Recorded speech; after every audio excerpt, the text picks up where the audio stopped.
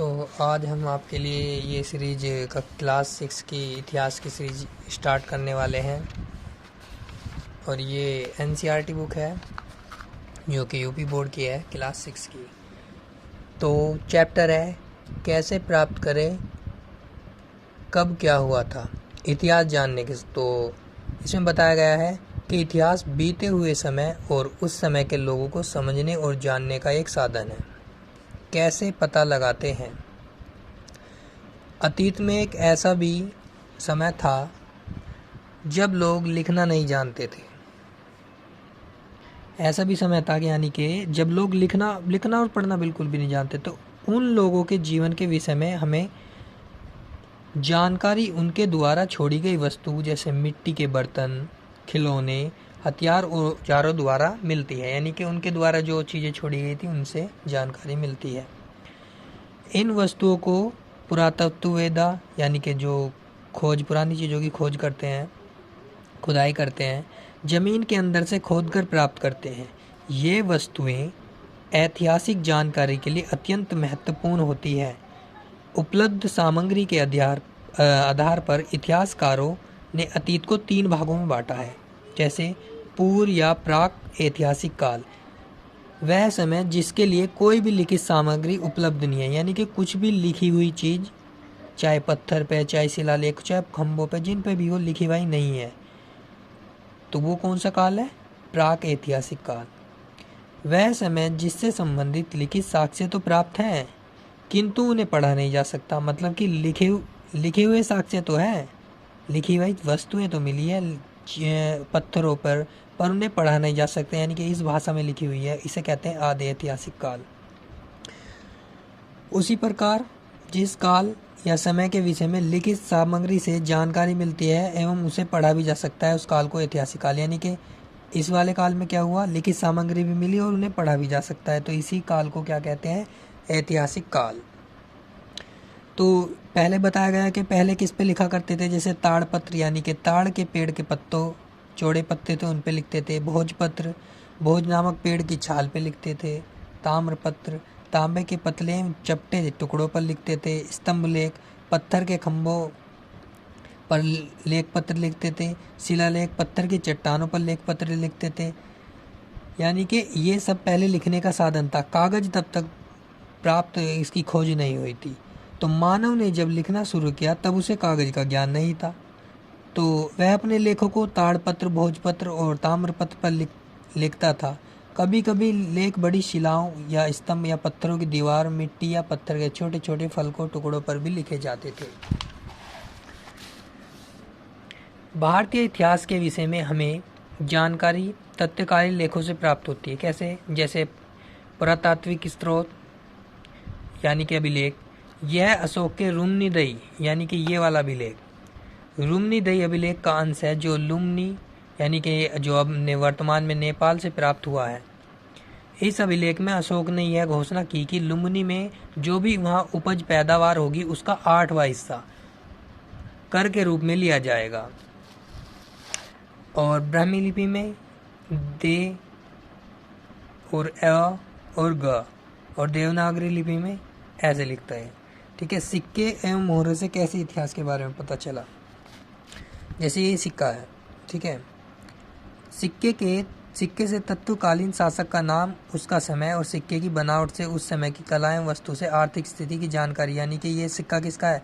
कुमार गुप्त, यानी कि गुप्त शासक कुमार गुप्त प्रथम को इस सिक्के पर घुड़सवारी करते हुए दिखाया गया है। तो इससे हमें क्या पता लग सकता है कि वे अच्छे एक घुड़सवार थे, वे घुड़सवारी करना जानते थे।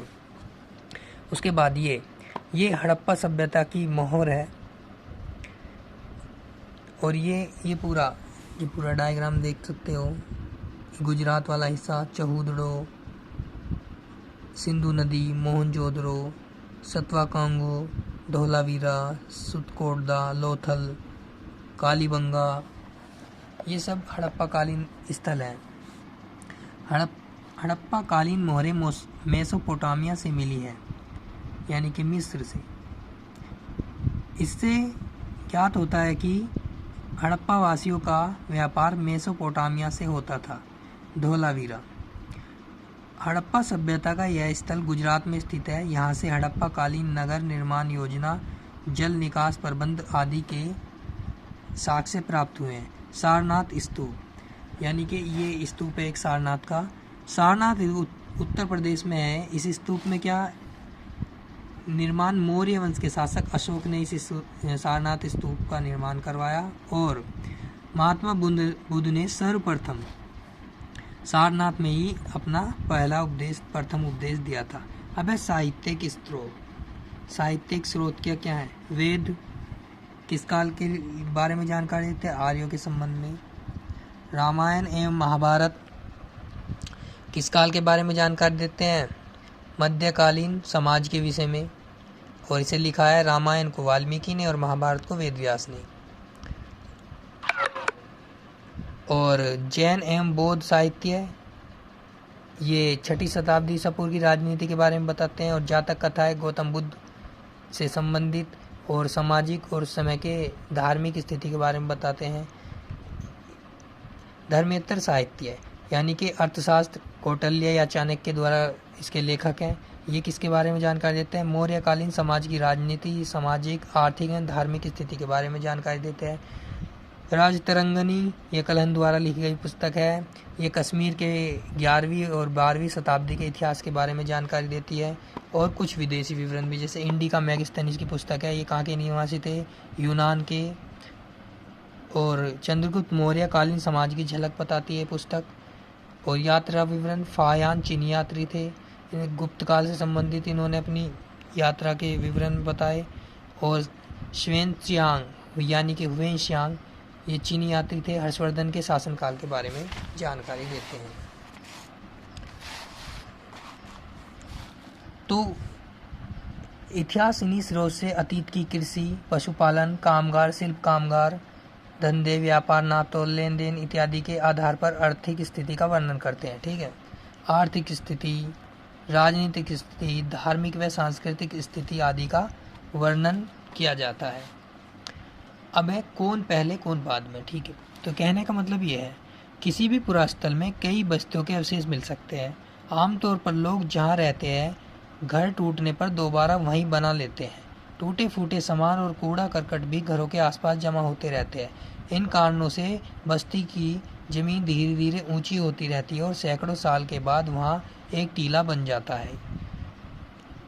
यानी कि कहने का मतलब ये है कि जब यहाँ पर पहले हम जो रह रहे थे, अब धीरे धीरे सभ्यताएं बसती जा रही है, तो उसके बाद समय दर समय वहाँ एक ऊंचा स्थान होता चला जाएगा और उस टीले में जो सबसे निचले वाला होगा वही सबसे प्राचीन और पुराना होगा। इसलिए जब टीले की खुदाई की जाती है तो उसका सबसे निचला स्तर सबसे पुराना और उसके बाद के स्तर युगों के लिए होते हैं। ठीक है, इसमें कुछ इतिहास के बारे में, तिथियों के बारे में दी गई, जैसे ईसापुर का तात्पर्य है ईसा मसीह यानी कि ईसाई धर्म के प्रवर्तक के जन्म से पहले का समय। इसे इंग्लिश में BC यानी कि बिफोर क्राइस्ट लिखते हैं और ईस्वी को अंग्रेजी में AD लिखा जाता है। AD लैटिन भाषा के 2 शब्दों से मिलकर बना है, एनो डोमिनी से बना है। ठीक है, AD का मतलब ईसा मसीह के जन्म के पूर्व का वर्ष, यानी कि ईसा मसीह के जन्म के बाद की तिथियों में हमें ईस्वी या AD का प्रयोग कर। अभिलेख क्या होता है? अभिलेख पत्थर तथा धातु जैसी कठोर सतह पर उत्कीर्ण किए गए लेख होते हैं। स्तूप का शाब्दिक अर्थ है टीला। प्राय सभी स्तूपों के अंदर एक डिब्बे में महात्मा बुद्ध या उनके अनुयायियों के शरीर के अवशेष जैसे दांत, हड्डी, राख या उनके द्वारा प्रयोग में लाई गई सामग्री या पत्थर अथवा सिक्के रखे जाते हैं। स्तूप के अंदर पुरा स्थल वह स्थान जहाँ की खुदाई से औजार, बर्तन और इमारतों के अवशेष मिलते हैं। प्राय पुरा स्थल जल स्रोतों जैसे नदी, तालाब, झील व समुद्र के किनारे पाए जाते हैं। और कुछ जानकारी है। महाभारत विश्व का सबसे बड़ा महाकाव्य है। लंदन स्थित ब्रिटिश म्यूजियम विश्व का सबसे बड़ा संग्रहालय है। अलेक्जेंडर कर्निंघम को भारतीय पुरातत्व विभाग का जन्मदाता माना गया है। संग्रहालय क्या होते हैं? ऐतिहासिक वस्तु को सुरक्षित रखने का स्थान होते हैं। धर्मेतर साहित्य क्या होते हैं? धार्मिक साहित्य से भिन्न साहित्य ग्रंथ। तो उम्मीद है आपको ये पाठ अच्छा लगा होगा। धन्यवाद। आगे हम पाषाण काल आखेटक संग्रहालय उत्पादक मानव के बारे में जानकारी देंगे।